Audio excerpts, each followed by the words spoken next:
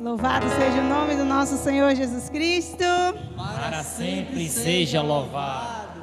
Que alegria estar aqui neste dia, nesta noite de hoje, partilhando aqui a palavra com vocês. Meu nome é Maria das Graças, todos me conhecem por Lia. Eu tenho 34 anos, sou casada, graças a Deus, com o mais lindo desse mundo todo. Temos 2 filhas, né? Milagres e bênçãos de Deus para a nossa vida. Faço parte do grupo de oração Semente de Vida Nova. Temos meu coordenador e um irmão aqui hoje. Que bom. Nós nos reunimos todos os sábados, às 18 horas, na capela do Hospital São Vicente. Se vocês quiserem um dia, um sabadão, continuar aqui a experiência de Pentecoste vivida na quinta, não quer esperar para outra quinta? Vão lá conosco, estamos aguardando vocês. Eu pensava, quando vinha para cá, como Deus ele tem algumas estratégias, alguns jeitinhos de nos manter perto dele. E o Seminário de Vida no Espírito Santo é um plano perfeito de Deus para nos manter ainda mais próximos dele. Eu não sei se vocês estão aqui desde o primeiro dia, mas se vocês observaram, ele prepara o nosso coração para que o nosso coração seja uma terra boa, para que tudo que venha nas outras semanas a seguir possa cair no nosso coração e dar frutos. Ele vem nos falar do seu amor. Ele vem nos fazer reconhecer pecadores, mas ele vem também dizer que o pecado ele não tem palavra sobre a nossa vida, ele não tem mais poder sobre a nossa vida, porque um Senhor, um Deus, derramou até a última gota de sangue numa cruz para nos salvar. Então o pecado ele não tem mais poder sobre nós. Aí ele vem nos curar, mas ele vem também derramar o teu Espírito Santo sobre o nosso coração, para que cada espaço vazio possa ser preenchido. E assim ele vai nos aproximando cada vez mais dele e nos preparando para chegar aqui nesta noite de hoje, a última noite do Seminário de Vida no Espírito Santo, para dizer que é hora de sair do cenáculo. É hora de sair das 4 paredes e ir lá no mundo mostrar, testemunhar o poder de Deus. E que chegamos ao tema da nossa noite, que é testemunhando o poder de Deus. Amém? Para nos ajudar melhor com este tema, eu te convido a pegar a palavra de Deus em Atos dos Apóstolos, capítulo 2.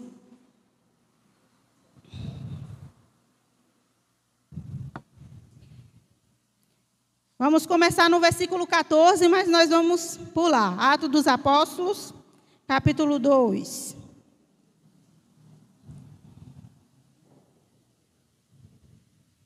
Versículo 14.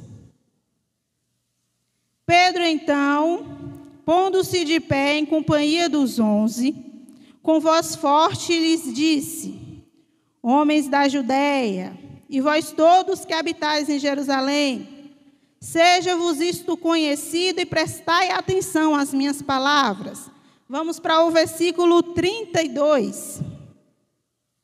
A este Jesus, Deus o ressuscitou, do que a todos nós somos testemunhas, exaltado pela direita de Deus, havendo recebido do Pai o Espírito Santo prometido, derramou como vós vedes e ouvis. Versículo 36. Que toda a casa de Israel saiba, portanto, com maior certeza, que este Jesus que vós crucificastes, Deus o constituiu Senhor e Cristo. E agora nós vamos ao versículo 41. Os que receberam a sua palavra foram batizados, e naquele dia elevou-se a mais ou menos 3.000 o número de adébitos. Palavra do Senhor. Nós lemos aqui alguns versículos do discurso de Pedro. E eu te convido a refletir comigo agora quem era Pedro. Conhecemos muito. Pedro foi aquele que negou Jesus, sim ou não? Sim. Quando ele viu que o negócio apertou e perguntaram para ele se ele conhecia Jesus, ele disse que não. Pedro era aquele que estava junto com os 11 trancados, com as portas e janelas do cenáculo trancadas, porque estavam com medo de serem mortos, assim como Jesus foi. Pedro era um medroso. E talvez eu e você, assim como Pedro, também nos sintamos assim, medrosos, temerosos. Talvez eu e você nesta noite, assim como Pedro, negamos Jesus algumas vezes, quando as situações nos apareceram e nós precisávamos ser aquela diferença naquele meio e nós nos igualamos aos outros. Quantas vezes nós negamos Jesus? Mas este mesmo Pedro que nós acabamos de ler aqui, esse mesmo Pedro que negou Jesus, este mesmo Pedro medroso, depois da experiência com o Espírito Santo, um pouquinho antes, no versículo 1, vai dizer que estavam todos reunidos no mesmo lugar, e veio um vento impetuoso, e desceram sobre ele línguas de fogo, e ficaram o quê? Todos cheios do Espírito Santo. Então esse Pedro que nós acabamos de ver, não era o Pedro de antes da experiência com o Espírito Santo. Era o Pedro depois da experiência com o Espírito Santo. E nesta noite o que o Senhor vem dizer a mim e a você, que para sermos testemunhas dele, não importa o que passou na nossa vida. Não importa o que nós fazemos antes, não importa o que nós vivemos antes, qual foi a nossa vida antes. O que importa é o que nós vamos fazer agora. Depois que o Espírito Santo nos tocou, depois que nós fomos batizados no Espírito Santo, é isso que importa.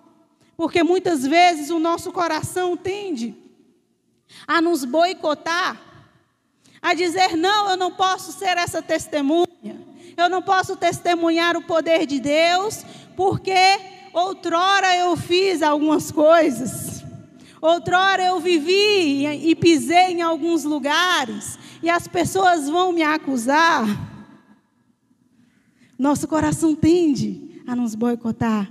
Mas hoje o Senhor vem dizer que o que importa é o que você vai fazer com a sua vida, é quais são as suas atitudes, é onde você vai andar agora, depois da sua experiência com o Espírito Santo de Deus. Meus irmãos, adoravam uma festinha. Eu gostava demais de uma festinha. E minha cidade pequena, né? Eu sou de Itambé.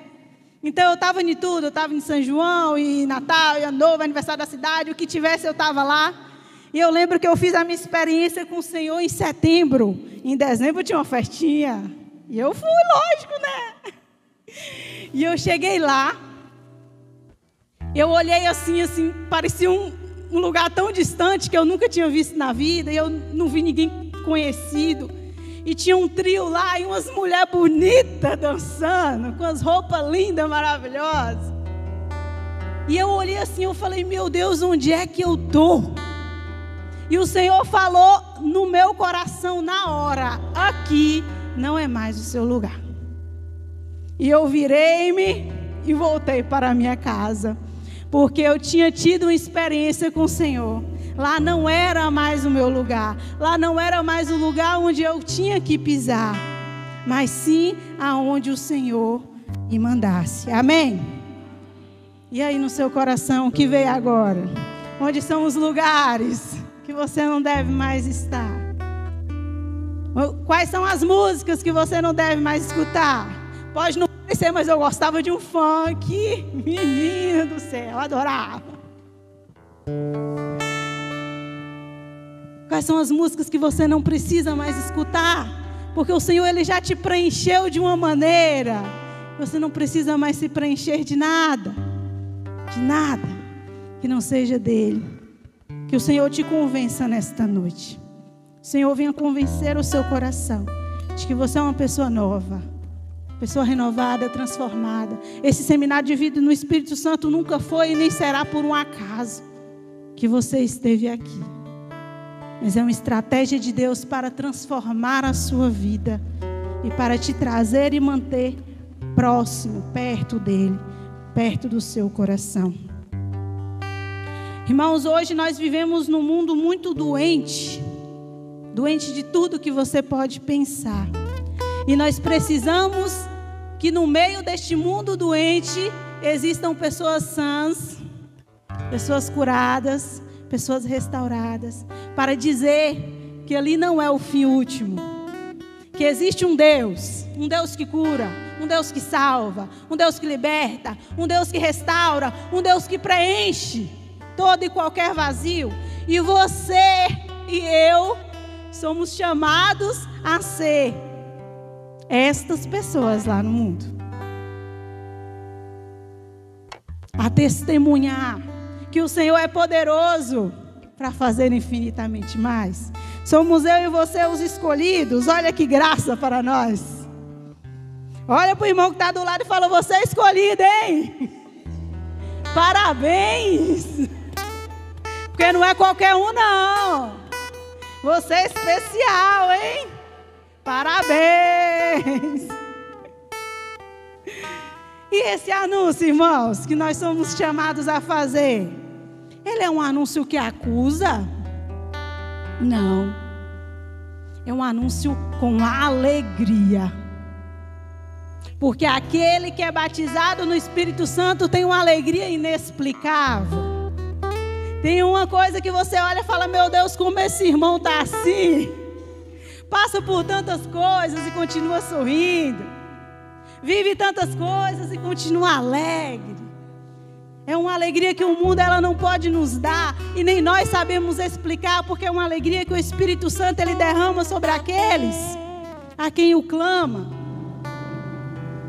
Então esse anúncio que nós devemos fazer, esse testemunhar, deve ser um testemunhar de alegria. Porque se você chegar lá com a cara fechada, eu mesmo não vou. Só gosto de gente feliz.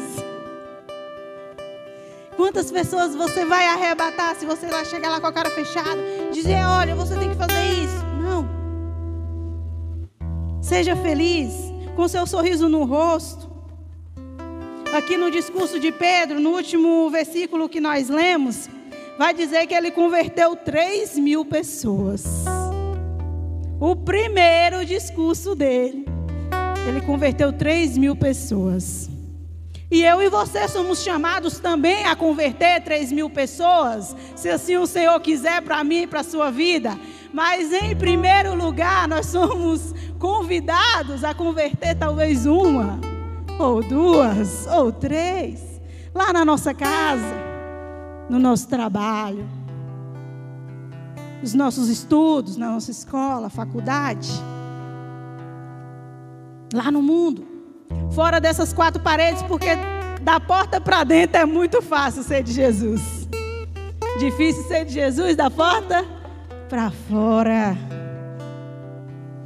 Muitas vezes nós sonhamos coisas grandiosas para nós, e é para sonharmos mesmo, porque Deus tem muitas coisas para nós, coisas grandiosas, mas nós vamos começar ali do ordinário, do pouco da nossa vida, daqueles que estão na nossa casa que talvez nunca ouviram falar de Jesus, mas nós tivemos a oportunidade, e é lá que nós precisamos começar a testemunhar.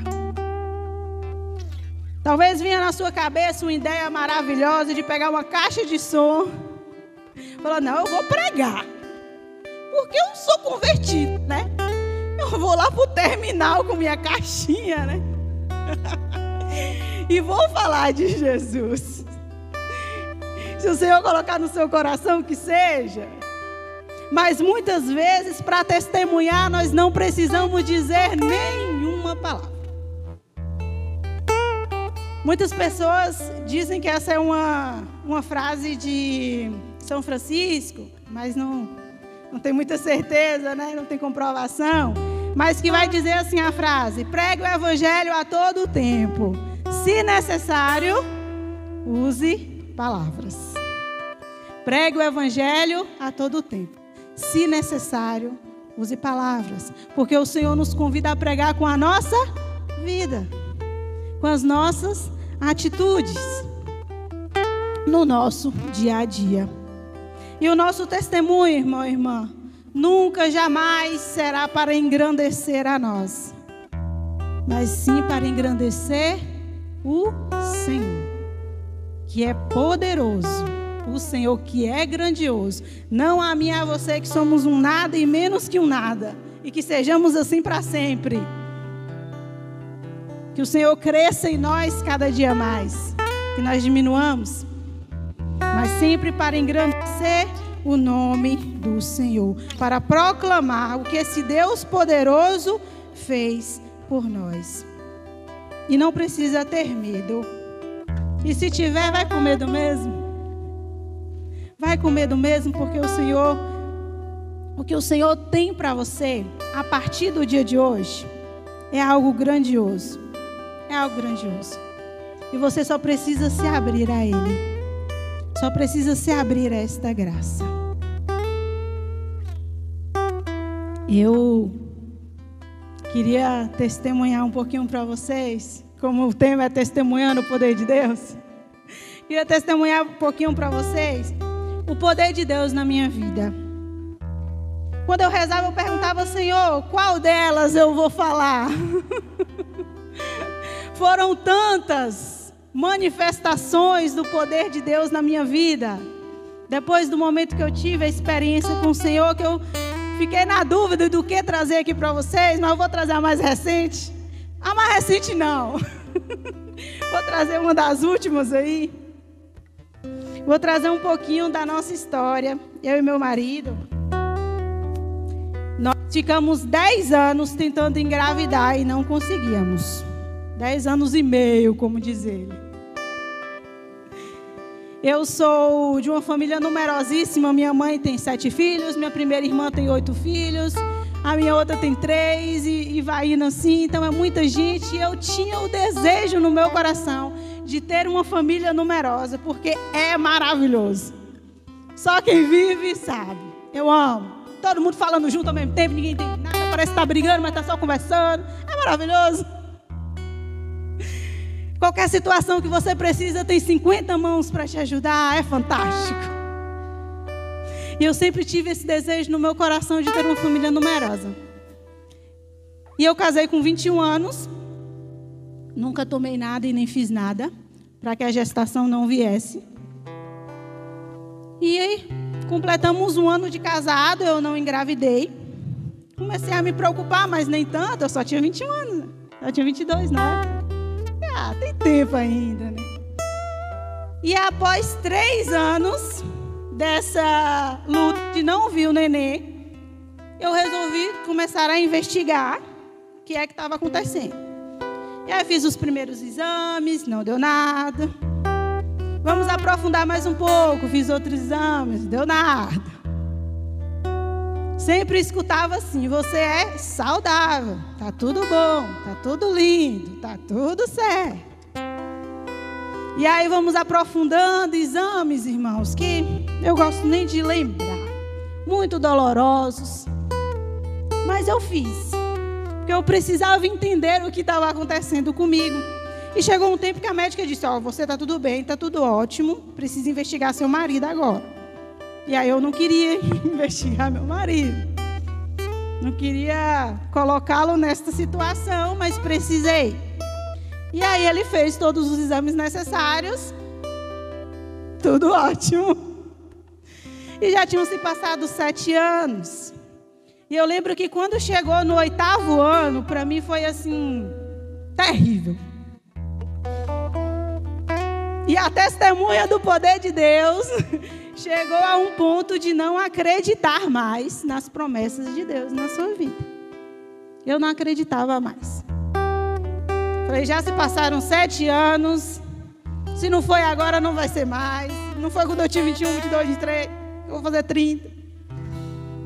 Não acontecia e eu me fechei a isso. Várias pessoas o Senhor mandava, várias pessoas. A renovação carismática católica é conforto para a nossa alma. E o Senhor mandava várias pessoas, falava ao coração de várias pessoas para assim animar o meu coração, mas eu parei de acreditar. E aí em casa a gente não falava mais sobre isso. Eu e meu marido, a gente não falava mais sobre isso. E isso foi gerando assim uma angústia no meu coração. Falou, como que eu estou lá, clamando ao Senhor, e como que o Senhor não faz nada por mim?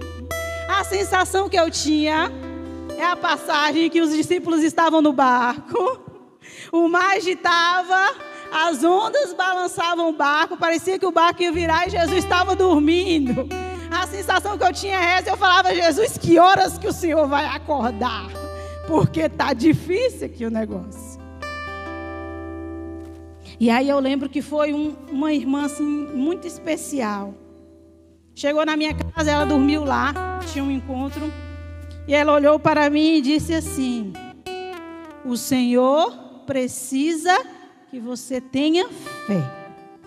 Você não pode desacreditar, você precisa ter fé. E assim, quando ela falou aquilo, parece que acendeu uma chama no meu coração. E tudo aquilo ali voltou. E o assunto que não era mais falado e nem rezado, eu voltei a rezar de novo. Voltei a falar novamente, chorar novamente.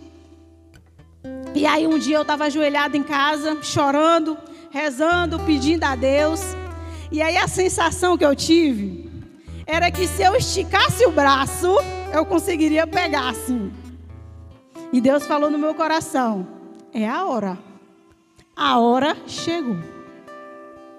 E aí um tempo depois, alguns meses depois, aconteceram algumas coisas, o Senhor usou alguns irmãos também.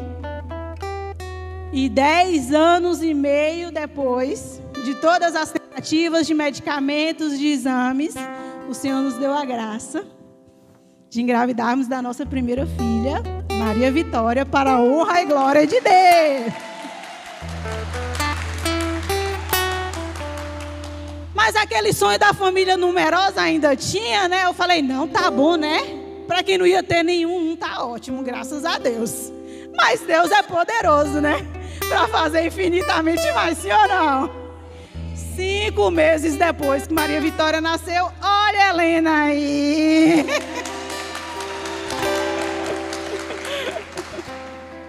Porque Deus é maravilhoso.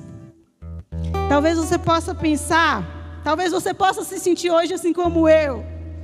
Aquele discípulo lá no barco, que as ondas estão quase virando e Jesus dormindo. Mas eu estou aqui hoje para te dizer, não importa o que Deus te prometeu. E não importa quantos anos tenha que você esteja esperando. Ele vai se levantar. E Ele vai fazer. Amém? Eu te convido a ficar de pé agora. Nós entendemos aqui neste dia de hoje, testemunhando o poder de Deus, que o Senhor é poderoso, que nós fomos transformados pelo Espírito Santo, que não importa o que passou na nossa vida, o que importa é o que nós faremos a partir de hoje. Então eu queria, se assim você puder e quiser, você fechasse um pouco os seus olhos, você fosse conversando agora com o Senhor. Como é que se encontra o seu coração? Talvez o seu coração esteja muito temeroso, esteja muito medroso, esteja com medo daquilo que o Senhor tem para você. Talvez o seu coração esteja um coração incrédulo. Talvez as dificuldades da vida tenham te feito desacreditar. Então eu queria te convidar a dizer isso para o Senhor. Senhor, hoje meu coração se encontra assim.